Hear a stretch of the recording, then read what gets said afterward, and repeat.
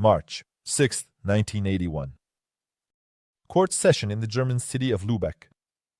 The accused, Klaus Grabowski, he is on trial for murder of 7-year-old Anna Bachmeier. Grabowski admits to strangling the child but claims he did not commit any violence. Moreover, he states that Anna herself threatened him. Allegedly, she was extorting money, threatening to tell her mother that he touched her. Anna Bachmeier, the mother of the murdered girl, has to listen to this nonsense for 3 days in a row. For 3 days, she looks at the man who took her daughter away from her. On the 3rd day of the session, she can no longer endure it. She brings a gun into the courtroom. A Beretta 70. She takes it out and aims it at Grabowski and pulls the trigger. Once, twice, 3 times, a total of 8 shots. 6 of them are fatal.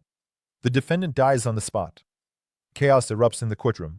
Judges, lawyers, security, everyone is in shock. And Marianne just stands there with the gun in her hands. This incident shook all of Germany, and then the entire world. Some called her a mother of retribution, others a murderer seeking attention. But who really was Anna Bachmeier? And who was the person killed by her hand? Let's figure it out. The heroine of today's video was born on June 3, 1950, in the small West German town of Sarstedt. Her father had served in the SS in the past and was, to put it mildly, not a kind man. He quickly became an alcoholic, and in his drunken rages, he would beat his wife and daughter, so it's not surprising that Marianne's mother divorced him. When Marianne was 9 years old, something terrible happened to her. She was subjected to sexual violence by a neighbor. This had a profound impact on the girl, and she eventually became a troubled teenager. Marianne's family relationships were not going well. Eventually, it all led to Marianne being on the street at 15, without money or education. She had nowhere to go. So Marianne joined a group, not hippies. Life in an atmosphere of free love and marijuana smoke left its mark. At 16, Marianne gave birth to a child. She was not ready for motherhood, so she gave the newborn girl up for adoption. Marianne became pregnant again at 18. The pregnancy did not go without incidents. The fact is, shortly before giving birth, Marianne was raped. The offender never received just punishment. The court sided with him. The woman also gave her second daughter to a foster family. At 22, Marianne settled in Lübeck. She worked in a bar. Here, sources contradict each other. Some claim that Bachmeier owned this bar, while others say she was just a waitress. Be that as it may, Marianne started a romance with one of the workers at this bar, Christian Berthold, and the result was a 3rd pregnancy. The father of the child, as usual, disappeared, and Marianne sat down to think. The result of her reflections was as follows. She, a grown woman, this being her 3rd pregnancy, her job bringing in a decent income. So why not finally settle down? In the end, the woman gave birth and kept her 3rd daughter, Anna. The criminal was 4 years older than Anna Bachmeier. German law enforcement knew him well. But despite this, he remained free for too long. In 1973, he first attempted to abduct a child, a 6-year-old girl. Fortunately, the little girl managed to escape. She screamed, fought back, and the criminal got scared. He was given only a year, conditionally, but he didn't stop, already in 1975, he attacked 2 9-year-old girls. He was quickly caught, and this time he faced a serious sentence. But he was afraid of prison. Fortunately for him, Germany had a program for voluntary chemical castration at that time. The criminal could avoid punishment if he agreed to take drugs that suppress libido. Grabowski agreed. He didn't even go to prison but ended up in a psychiatric clinic instead. At first, he strictly followed the prescriptions. But in 1978, he claimed that he had changed. That he was no longer attracted to children, that he had met a woman and wanted a normal life. The judges believed him. He was allowed to stop taking the medication. In 1980, Klaus was living in Lübeck. He worked at a slaughterhouse. He was friendly and calm. His neighbor, Anna Bachmeier, had no idea who was living next to her. He was often seen with her 7-year-old daughter, Anna. He allowed the girl to play with his cats. One day, Anna had a fight with her mom. Angry, she decided to skip school. Grabowski noticed her on the street and invited her over to see the kittens. The girl did not return home. It wasn't until the evening that Marianne realized Anna was missing, and she raised the alarm. The child's body was found fairly quickly. It was lying in a box on the bank of the canal, and Grabowski was already sitting in handcuffs. His fiancée herself called the police. She couldn't stay silent any longer. Her fiancé confessed to her about the murder. You already know well how the events unfolded from there. The trial. Grabowski tried to weasel out of it, while Mariani decided to take revenge on the criminal for what he had done. The result: a murdered little girl and her offender. And the mother went behind bars for 6 years. What do you think about the story of Anna Bachmeier? Did she act justly? April 2nd, 1993. A tense silence fills the courtroom. 10-year-old William Nessler sits in the witness chair. In front of him is Daniel Driver, the man who ruined his childhood. Today, the boy is supposed to testify, but William is too scared. He stumbles, gets confused with his words. The jurors, the lawyers, they all understand. Driver has a chance to escape punishment. But one woman in this room is not going to let justice fail. Ellie Nessler. The boy's mother looks at the defendant. In her eyes, there is no fear, only determination. She knew that such a moment might come. She knew that her sister carried a revolver. And when the questioning ends, Ellie acts. She grabs the weapon and fires. Once, twice, 3 times. A total of 6 shots were fired. 5 bullets hit their target. Driver is taken to the hospital, but he cannot be saved. And Ellie Nessler is already being handcuffed. What happened in court? And did Ellie do the right thing? Let's delve into this complex situation. This story began in the small town of Jamestown.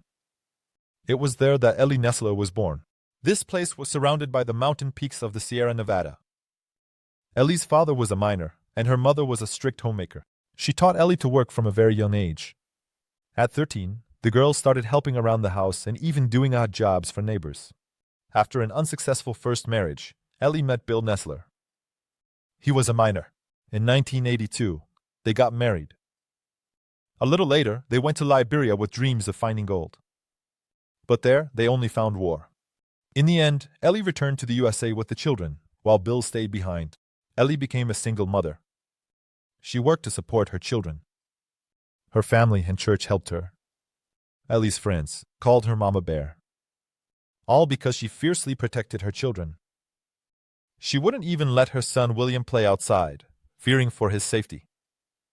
All because in her youth, she herself almost became a victim of a crime. But in 1988, the year 1988, Ellie broke her own rules. She sent William to summer camp. It was the first time she let him go with strangers. She was worried but reassured herself that she knew the people at the camp well. Among them was Daniel. Ellie had no idea that the decision to have Driver, who was supposed to work there as a dishwasher, would lead to tragedy.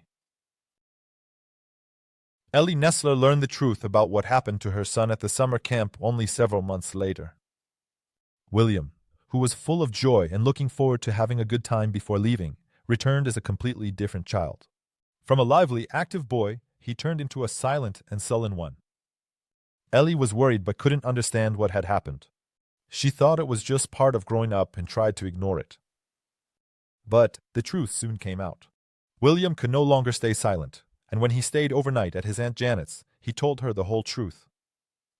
Quietly, but with horror in his eyes, he told her Daniel Driver had taken him to the woods several times, where terrible things happened. The man threatened to kill his family if William decided to tell anyone. Janet's heart was breaking with pain, and she knew she had to tell Ellie. And as soon as the mother learned about what had happened, she was shocked and devastated. Ellie couldn't believe that all this was happening to her son. The mother immediately went to the police. But the shocking details were just beginning to unfold. It turned out that Driver already had a significant trail of crimes. For example, in 1984.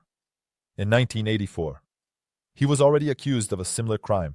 But at that time, he escaped punishment thanks to the support of the local church community, which admired his religious devotion. In the following years, the crimes continued. He lived with women who had children. Notably, Daniel showed more interest not in the women, but specifically in their children. When one of the women realized that he was only interested in her young son, she kicked him out, and the police began an investigation. Daniel was arrested in 1989, the year 1989. In that year, But the trial took a long time because there was little evidence, and witnesses were afraid to testify. In April 1993, it was William's turn to testify. He was only 10 years old at the time, and sitting in the courtroom, he couldn't hide his fear. He found it difficult to answer driver's lawyers' questions. These difficulties paved the way for the criminal to potentially avoid punishment. But as we know, that didn't happen. Meanwhile, Ellie made a decision that changed her life forever. She decided to take matters into her own hands. She shot Daniel Driver right in the courtroom, firing all 6 bullets from the revolver. It was her last attempt to achieve justice. For her crime, Ellie was sentenced to 10 years in prison. However, in 1995, she even gave an interview on the Oprah Winfrey Show, where she expressed regret for her actions. But she also emphasized that she saw no other way out. Ellie returned to her children, who were raised by her sister in her absence. After being released from prison, she was offered money for a film adaptation of her story, and she agreed. But the money was spent on useless purchases and entertainment. And in 2002, Ellie was in prison again, but this time for drug possession. Ellie's life ended tragically. In 2006, she was released from prison, but soon after, she was diagnosed with terminal cancer. Ultimately, the heroine of our story died in 2008 at the age of 56. The story of his crimes began in 1983. In 1983, in Baton Rouge, Louisiana, the criminal was a karate coach, so the Plosh family trusted him with their 10-year-old son Jody. Doucette had only recently moved to the city and quickly gained a reputation among children and parents. All thanks to his passion for sports and his unique approach to training. He was charismatic and easily connected with children. Little Jody was thrilled with the lessons and happily obeyed the coach. On February 19, 1984, Doucette picked Jody up from his home to take him to practice. However, Jody did not return at the scheduled time. The child was kidnapped. As it turned out, Doucette disappeared along with Jody. The search, which the police quickly joined, yielded no results. As a result, they had to seek help from the FBI. 9 days later, on February 28th, a phone call was received at the Plosh house. On the other end of the line was Doucette himself, calmly stating that the family would never see their son again. The mother, in despair, didn't know what to do. But during this conversation, the FBI was already tapping the phone. They quickly traced the call and determined the criminal's location. He was in California. Within minutes, the police stormed into the hotel room where Jody was found. The boy was rescued and immediately sent back to Louisiana. The next day, March 1st, Jody was returned to his parents. But the joy was overshadowed by the fact that they soon had to face an even greater tragedy. When the boy underwent a psychological evaluation, he initially denied any abuse by the coach. But soon, lab tests revealed the horrifying truth. The boy had become a victim of abuse. The traumatic events had continued for several months before the abduction. During this time, Jody remained under the complete control of Dus. It was a true nightmare for the boy. But he was in complete isolation, and his fear of the coach prevented him from seeking help. Dus continued his manipulations until he finally decided to abduct Jody. Only after Dus was caught and Jody returned home did the parents realize how wrong they had been about the coach. All this time, they could not even suspect that their trust and love for the coach was at risk. Their son's life. But the capture of the criminal is not the end of our story. March 16th. March 1984. 1984. Year. Just 2 weeks after the arrest, Jeff Dus was transported to Louisiana. There, he was to await trial. During the flight, the criminal turned out to be too talkative. Dus told the detectives that Jody was just one of many children he had raped. He claimed there were so many children that he couldn't remember all their names. When Dus finally landed in Louisiana, he was met by a crowd of journalists. The press conference was well covered by the media. At that moment, as the criminal was being escorted, something absolutely incredible happened. A man standing by a payphone was caught on camera. Suddenly, he pulled out a gun and shot Dus, killing him on the spot. Detectives immediately subdued the attacker. It turned out to be Gary Plosh, Jody's father. His eyes were full of despair and rage. He cursed himself for not being able to see the evil in this man, whom he had trusted so much, in time. Gary knew exactly when Dus would be brought to the airport. He disguised himself so he wouldn't be recognized. Masquerading as an ordinary passenger, Gary waited for the moment when the criminal would be led past him and shot him. After his arrest, Gary Plosh was charged with second-degree murder. The prosecutor demanded 20 years of imprisonment, but Gary's lawyers were able to prove that he was under severe stress and committed the murder in a state of emotional disturbance. As a result, the charge was reclassified to manslaughter, and the sentence was quite lenient.